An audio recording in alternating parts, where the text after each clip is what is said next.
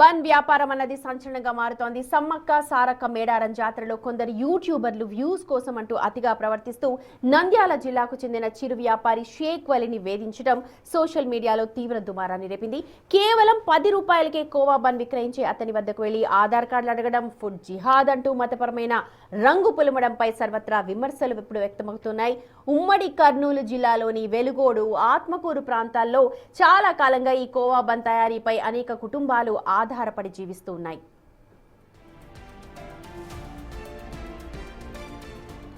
తన వ్యాపార ప్రయాణంలో ఎన్నడూ ఇలాంటి చేదు అనుభవాలను ఎదురు కాలేదు అని బాధితుడు షేక్ వలీ తీవ్ర ఆవేదన వ్యక్తం చేస్తున్నారు. యూట్యూబర్లు ఆధార్ కార్డుల పేరుతో వేధించడంతో భయాందోళనకు గురై 10 మంది వ్యాపారుల మేడారం నుండి వెనక్కు వచ్చేశామంటున్నాడు. దీనివల్ల ఒక్కొక్కరికి ₹1,00,000 మేర నష్టం వాటిల్లిందని, 10 రూపాయలకే కోవా బన్ అందిస్తూ బతికే తమ పొట్ట కొట్టడం దారుణమన్నారు. వారు కేవలం సమస్య సృష్టించడానికే వచ్చారంటున్నారు. జర్నలిజం ముసుగులో యూట్యూబర్లు చేసిన ఈ రచ్చ వల్ల తమ జీవనోపాధి దెబ్బతింటోందంటూ వ్యాపారులందరూ కూడా ఆవేదన వ్యక్తం చేస్తున్నారు.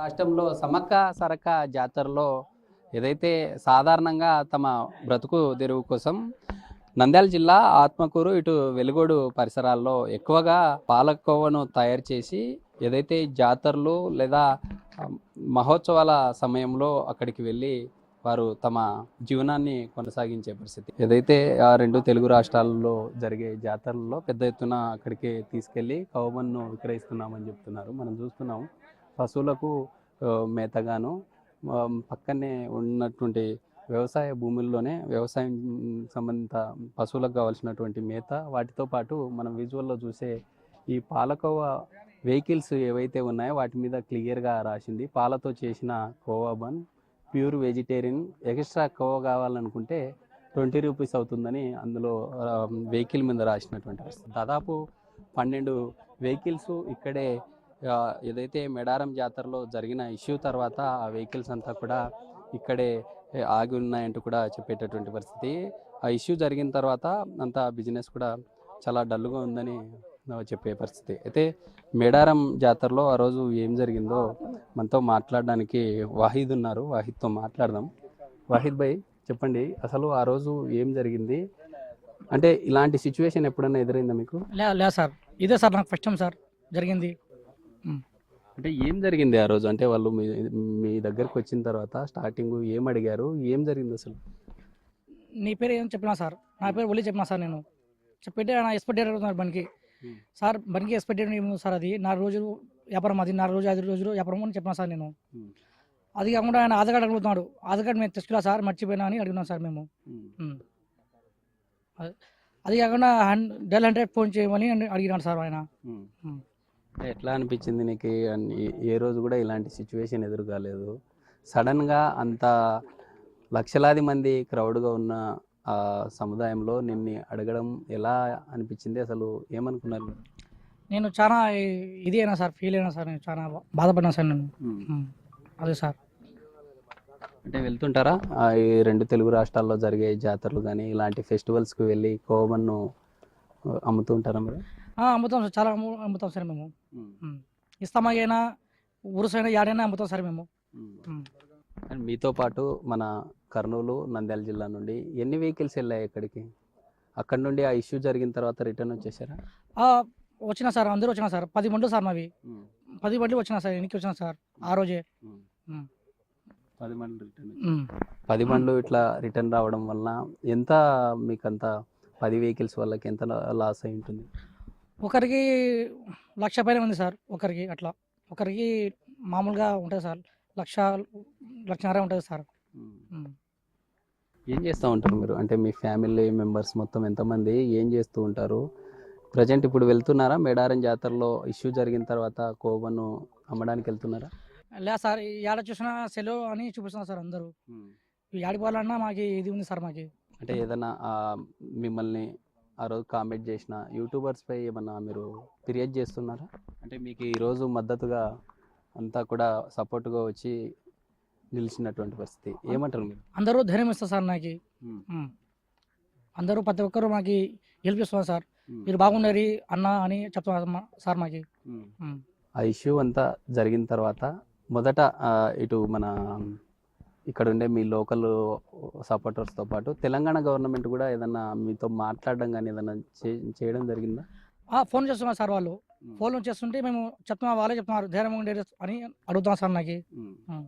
అంటే ఎందుకు అసలు ఆ బ్యాచ్ యూట్యూబర్స్ అంతా వచ్చారు కదా, అక్కడికి సడన్గా రావడంతో వాళ్ళు కవబన్ను తినడానికి వచ్చారా లేకుంటే డైరెక్ట్ మిమ్మల్ని క్వశ్చన్ చేశారా? కోపం తినే రాలేదు సార్ వాళ్ళు. క్వశ్చన్ అడిగి వచ్చారు సార్ వాళ్ళు. అడగడానికి ఏం అడిగారు స్టార్టింగ్లో? అడగడమే మీ పేరు, ఆధార్ కార్డు. ఫస్ట్ ఆయన బంకి ఎక్స్పెక్టెడ్ అడుగుతున్నా సార్. ఆయన నేను చెప్పిన బంకి ఎక్స్పెక్టెడ్ ఉండదు సార్, అది 4 రోజులు 5 రోజులు వ్యాపారం సార్ మాది అని అడిగినా సార్ నేను. అడిగితే ఆయన ఆధార్ కార్డ్ టెస్ట్ అంటే ఆధార్ టెస్ట్ సార్ నేను మర్చిపోయానని అడిగినా సార్ నేను. ఆ ఇష్యూలో అసలు క్యాష్ సంబంధించినటువంటి కులాల సంబంధించినటువంటి ఎందుకు వచ్చింది, అసలు ఎందుకు అలాంటి పదాన్ని వాడవలసింది వచ్చింది అది తెలుసు సార్ మాకు. సార్ మేము ఓన్లీ వ్యాపారం పోయినాం సార్, కానీ మేము అది తెలుసు సార్ మాకు. అయితే ఆ రోజు జరిగిన ఇష్యూలో ఇంకో పర్సన్ కూడా ఉన్నారు, వారితో మాట్లాడదాం. బ్రదర్ చెప్పండి, అంటే మీ దగ్గరికి ఫస్ట్ వచ్చారా? నా దగ్గరికి వచ్చినారు సార్. ఏం జరిగింది అంటే మీ దగ్గరికి వచ్చిన తర్వాత ఏం జరిగింది? అదే నా దగ్గరకు వచ్చి ఏం పేరు మీరు ఇక్కడ నుంచి వచ్చినా అంటే మాది కర్నూలు సార్. కర్నూలు ఇప్పుడు మా పల్లెటూళ్ళు ఎవరికి తెలియదని కర్నూలు అని చెప్పినాము. ఇట్లా ఎందుకు వచ్చినారంటే వ్యాపారానికి వచ్చినాము అంటే ఎవరిని చంపడానికి వచ్చినారు మీరు, ఎందుకు వచ్చినారు మీరు, ముస్లిమ్స్ మా హిందువుల కాడికి ఎందుకు అమ్ముతున్నారు, మీ మసీదుల దగ్గర అమ్ముతావా అంటే ఇది వ్యాపారం సార్, 10 చోట అమ్ముతాం, మేము చేసుకుని బతికేతోళ్ళమని చెప్పినాం సార్. అట్లా అంటే మీరు చెప్పలేదా? అంటే వెంటనే ఆ కవబన్ను తిన్న తర్వాత మాకు ఇందులో ఎలాంటి క్యాస్ట్ సంబంధించినటువంటి ఇష్యూ ఏం లేదని మాట్లాడారా? చెప్పినాం సార్, మేము 10 చోట అమ్ముతాం, అందరికీ మాకు డబ్బులు గురించి పోతాం, కానీ నువ్వు ముస్లిం అయితేనే చేస్తాను, నేను హిందీ అయితే చేస్తాను, మేము ఎవరికి చెప్పాం, మేము అమ్మడానికి పోయినాం, అందరికి తింటేనే మాకు డబ్బులు వస్తాయి, లేకుంటే రావు. ఇట్లా జాతరలో హడావిడి చేస్తూ ఉన్నారు, పోలీసులకు ఫోన్ చేస్తాము, ఇక్కడ నుండి పంపించాలి అని చెప్పి మాట్లాడారు కదా, ఏం జరిగిన తర్వాత? సార్ వాళ్ళని మాట్లాడుతున్నారు సార్, పక్కన బ్యాచ్ వాళ్ళు పోతున్నారు, వాళ్ళకి పోయి వీళ్ళు ముస్లిమ్స్లు మీరు హిందువులు కాడ ఎందుకు వచ్చి అమ్ముతున్నారు, అట్లా చేస్తున్నారు వీళ్ళు, ఫుడ్ జిహాద్ వీళ్ళు ఏం కలిపడానికి వచ్చినారు అని పక్కన వాళ్ళు చెప్పినారు సార్. వాళ్ళు మొత్తం డ్రింక్ చేసి ఉన్నారు, మొత్తం అది ఒకరి మీద ఒకటి పారేయడం, ఇంకా ఒకరి మీద ఒకరి రేజ్ అవుతున్నారు. మేము ఏమైనా చెప్తే మాకు ఏమైనా చేస్తారేమో అని దాని ఉద్దేశంతోనే మేము ఊకే ఉన్నాము. ఆడ ఏం చేయలే వాళ్ళకి. మేము 4-5 పోయినాము, ఒక బండి సపరేటు, ఇంకో బండి సపరేట్. ఇది పెద్ద జాతర, అది మేము ఒక సైడ్ వాళ్ళు ఉన్నారు, ఒక సైడ్ మేము ఉన్నాము, అట్లా అంతే. అంటే గతంలో జరిగిన జాతరలో వెళ్ళారా? అలాంటి సిచ్యువేషన్ ఎప్పుడన్నా ఎదురైందా మీకు? మాకు ఎప్పుడు కాలేదు సార్. మేడారం జాతర కూడా ఫస్ట్ సారి పోయినాం, మేము శివరాత్రికి కూడా పోతాం. ఈ ఇష్యూ జరిగిన వల్ల పోలేదు సార్ ఆడికి. మేము మళ్ళీ ఏమైనా ఇబ్బందికరంగా చేస్తారేమో అనేది పోలేదు సార్. జాతర అని కాదు, ఏడైనా అమ్ముతాం సార్, మాది ఇది వ్యాపారం. దీని వద్ద మాకు ఏ ఉద్దేశం లేదు, ఎవరికి ఏం చేయాలని కూడా మా ఉద్దేశం కాదు, అంతే.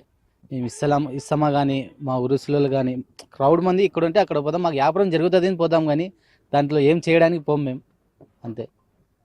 అంటే వెహికల్ నుండి బయట ఏదన్నా మీరు ఇలాంటి టేబుల్ వేసుకొని అమ్ముతూ ఉన్నారా? అంటే అలాంటి సిచ్యువేషన్లోనే ఏదైతే బన్ను అవన్నీ కూడా కింద పడేసిన పరిస్థితి, ఎంత లాస్ అయ్యి వచ్చి ఉంటుంది మీకు అసలు?